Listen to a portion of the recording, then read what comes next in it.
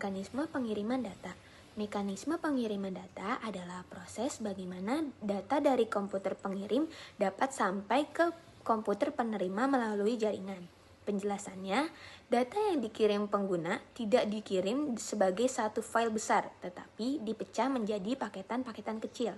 Setiap paketan diberi IP score dan IP destination sebagai alamat agar router tahu kemana harus mengirim data. Paket menjalani proses encapsulation, yaitu pembungkusan data dengan protokol seperti TCP atau UDP, IP, dan MAC address. Paket kemudian melewati peringkat jaringan seperti switch, router, atau access point. Saat sampai di tujuan, paket mengalami decapsulation dan disusun kembali menjadi data asli. Inti prosesnya adalah dari data dipecahkan, lalu dibungkus, dikirim, diterima, dan dirangkai ulang. Penelusuran paket adalah cara melihat bagaimana paket berjalan dari pengirim ke penerima melalui perangkat jaringan. Paket data tidak selalu melewati jalur yang sama. Jalurnya bisa berubah sesuai kondisi jaringan. Router menentukan jalur dengan memilih routing table, memilih jalur tercepat, paling stabil atau paling efisien. Untuk mengecek jalur dapat digunakan yang pertama ping untuk mengecek koneksi, yang kedua trace route atau trace search untuk melihat perangkat-perangkat atau hop yang dilewati paket. Contoh jalur paket: laptop, router 1, router 2, server Google. Tentang masalah trafik jaringan atau network traffic issues. Masalah trafik muncul ketika kapasitas jaringan tidak mampu menampung jumlah paket data yang lewat. Yang pertama ada congestion atau kemacetan jaringan.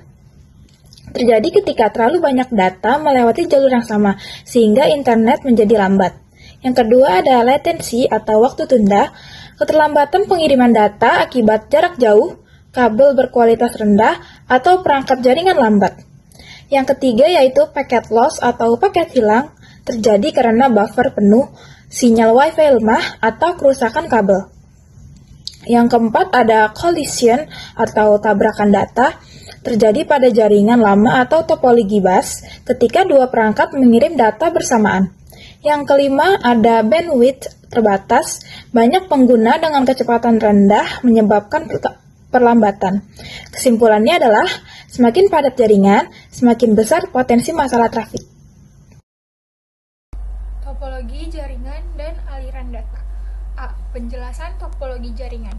Yang pertama, topologi star.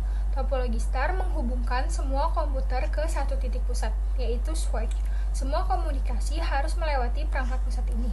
Kelebihannya, jaringan stabil, mudah ditambah perangkat, kerusakan satu kabel tidak akan mematikan jaringan lain. Kekurangannya, jika switch rusak, seluruh jaringan mati dan membutuhkan kabel banyak.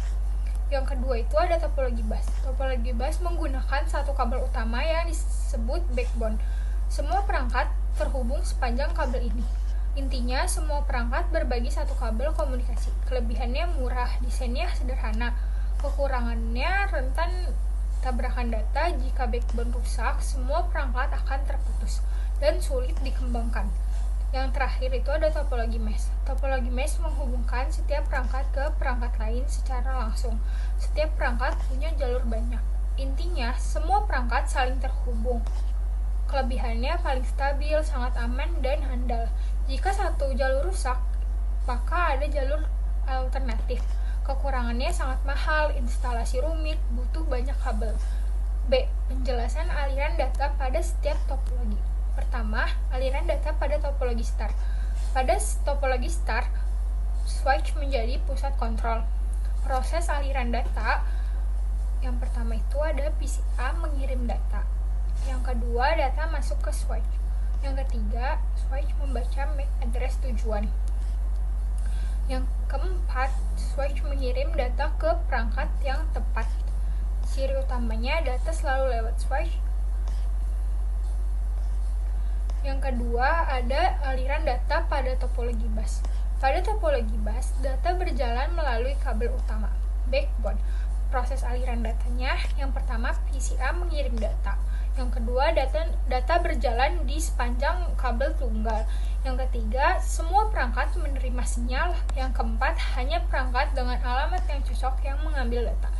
Ciri utamanya, semua perangkat berbagi satu jalur. Yang ketiga, atau yang terakhir, aliran data pada topologi mesh. Pada topologi mesh, data dapat berjalan langsung dari pengirim ke penerima karena tiap perangkat memiliki jalur sendiri. Proses aliran datanya, pertama PCA kirim data ke PCB. Yang kedua, data langsung dikirim melalui jalur A ke B. Jika jalur A ke B rusak, data melewati jalur alternatif A, C, B. Ciri utamanya banyak jalur dan tidak mudah terjadi gangguan. Sekian dari saya, kurang lebihnya mohon maaf. Wassalamualaikum warahmatullahi wabarakatuh.